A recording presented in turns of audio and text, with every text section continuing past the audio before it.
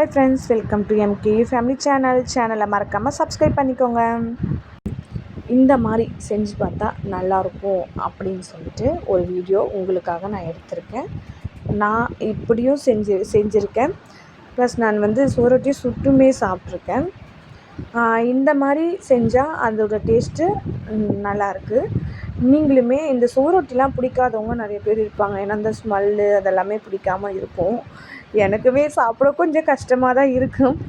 இருந்தாலும் நம்ம பாப்பாக்காகவும் நம்மளுக்கு இந்த ப்ரெக்னென்சி டைமில் நம்மளுக்கு ப்ளட்டு ஊறணும் அப்படின்றதுக்காகவும் இதை நம்ம ட்ரை பண்ணுறது.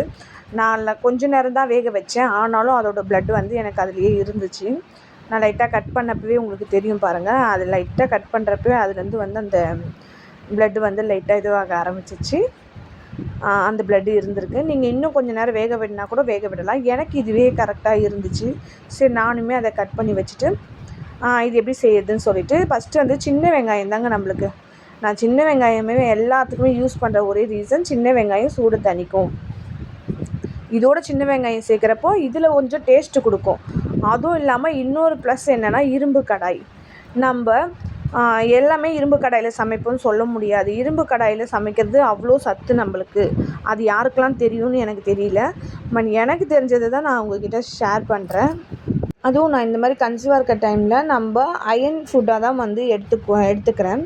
அந்த அயன் ரிச் ஃபுட்டு தான் எடுக்கிறோன்றப்போ இந்த இரும்பு கடாயுமே நம்ம இரும்பு கடாயில் எந்த ஒரு ஃபுட்டும் செஞ்சு சாப்பிட்றது நம்மளுக்கு இன்னுமே நல்லா ஹெல்த்தியாக தான் இருக்கும். நீங்களுமே இரும்பு கடாயில் மோஸ்ட்லி செய்ய ட்ரை பண்ணுங்கள். இதுக்கு நான் கடுகு கொஞ்சம் போட்டுட்டேன். சின்ன வெங்காயம் ஆல்ரெடி நறுக்கி வச்சுட்டேன். சின்ன வெங்காயத்தை 2 பீஸாக நறுக்கிட்டு அதுலேயே கொஞ்சம் கருவேப்பிலை, ரொம்ப இன்க்ரீடியன்ஸ்லாம் தேவைப்படாது. சிம்பிளாக போட்டாலும் அதில் ஹெல்த்தியான இதுவாக போட்டாலே நம்மளுக்கு போதுமானது தான்.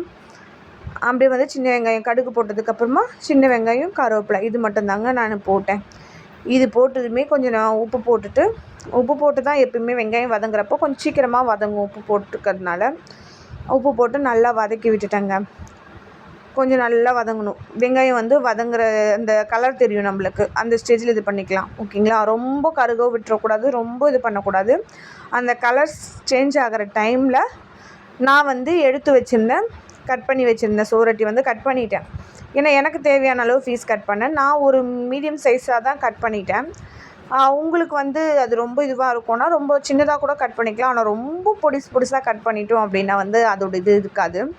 ஓரளவுக்கு மீடியமாக நான் கட் பண்ணியிருந்தேன். என்னால் சாப்பிட முடியும். ஏன்னா இப்போ ரெகுலராக சாப்பிட்றேன்றனால அதோட இது எனக்கு ஏற்றுக்குச்சு. சாப்பிட்டு தான் ஆகணும். ஏன்னா இந்த மாதிரி டைமில் பாப்பாவுக்கு ப்ளட்டு ஊறணும், எனக்குமே ப்ளட்டு இன்க்ரீஸ் ஆகணுன்றனால சாப்பிட்டு தான் ஆகணுன்னால அது கொஞ்சம் கஷ்டமாக இருந்தாலும் சாப்பிட்ருவேன். இந்த மாதிரி இந்த சைஸில் தான் நான் போட்டேன். ரொம்ப சின்னதாக போட மாட்டேன். ஓரளவுக்கு பெருசாக தான் போட்டுட்டேன். நல்லா வெங்காயம் அந்த கலர் மாறினதும் இதையுமே போட்டுட்டு நல்லா கிண்டி விட்டுட்டேங்க. நல்லா கிண்டி விட்டுருப்பேன், நீங்களுமே பார்ப்பீங்க. நல்லா கிண்டி விட்டதுக்கப்புறமா நம்மளுக்கு மிளகுத்தூள் சேர்க்கணும் தான். ஓகேங்களா? இருந்தாலும் இது கொஞ்சம் நம்மளுக்கு வேகணும். வேக விட்டு சாப்பிடணும். அப்படியே சாப்பிட்றவே கூடாது, வேகணும். இப்படி வதக்கிட்டதும் வெந்துடாது. ஏன்னா எனக்கு பெரிய சுவரொட்டியாக கொடுத்தாங்க. அந்த பெரிய சுவரொட்டியுமே நல்லா பெரிய பீஸ் இருந்துச்சு. அப்போ அதில் உப்பு, கொஞ்சம் மஞ்சள்தூள் இதெல்லாம் போட்டுட்டு கொஞ்சமாக நான் தண்ணி ஊற்றிட்டேன். ஏன்னா தண்ணி ஊற்றி வேக வைக்கலாம் அப்படின்னு சொல்லிட்டு. ஏன்னா நான் ஃபஸ்ட்டு வேக வச்சப்போ அந்தளவுக்கு அது வேகலை. இன்னும் கொஞ்சம் நல்லா வேக வைக்கணும். அது உள்ளெல்லாம் வேகணும். பீஸ் பெருசாக இருக்குன்றனால உள்ளெல்லாம் வேகணுன்றனால கொஞ்சம் நான் தண்ணி ஊற்றிட்டேன். தண்ணி ஊற்றிட்டு மூடி போட்டு வேக விட்டுட்டேன். அடிக்கடி கலரி விட்டுட்டேன். எல்லாருமே கீரை எல்லாமே நான் எடுத்துக்கிறேன் தான். முருங்கைக்கீரை ப்ளஸ் எல்லாமே எடுத்துக்கிறேன் தான். என்ன தான் எடுத்துக்கிட்டாலுமே இதில் நம்மளுக்கு சீக்கிரமாக கிடைக்கும் ஹீமோகுளோபின் சொல்கிறாங்க. அதனால் இதையுமே நான் வாரத்துக்கு 2, 1 அப்படின்னு நான் எடுத்துக்கிறேன். அடிக்கடி பார்த்தேன். இப்போ கலரி விட்டேன். இன்னும் வேகணும் நல்லா. ஏன்னா உள்ளே வேகிறது தான் நம்மளுக்கு மெயினான விஷயமே. ஏன்னா உள்ளே வெந்தால் மட்டும்தான் அது நல்லாயிருக்கும். இது பண்ணிவிட்டு நான் கடைசியாக மிளகுத்தூள் கொஞ்சம் போட்டுட்டேன். மிளகுத்தூள் மட்டும் போதும், மிளகாத்தூள்லாம் தேவையே கிடையாது. இதுக்கு மிளகுத்தூள் தான் நம்மளுக்கு அந்த டேஸ்ட்டு கொடுக்கும். ப்ளஸ் அது மிளகுத்தூளில் செஞ்சால் தான் நல்லாயிருக்கும். சுட்டு சாப்பிட்றவங்க சாப்பிட்லாம், இப்படி சாப்பிட்றவங்களும் செஞ்சு சாப்பிட்லாம், நல்லாயிருக்கும். நீங்கள் சாப்பாடோடு இதை வச்சு பிசைஞ்சு சாப்பிட்லாம். நான் காலையில் செஞ்சனால தோசை ஊற்றிட்டு அப்படியே அதை வச்சு சாப்பிட ஆரம்பிச்சிடலாம்னு சொல்லிட்டு இது பண்ணிகிட்ருந்தேன். நல்லா கலரி விட்டேன். மிளகுத்தூள் போட்டு கொஞ்சம் நல்லா, ஏன்னா இறக்குற ஸ்டேஜில் தான் மிளகுத்தூள் போட்டேன்.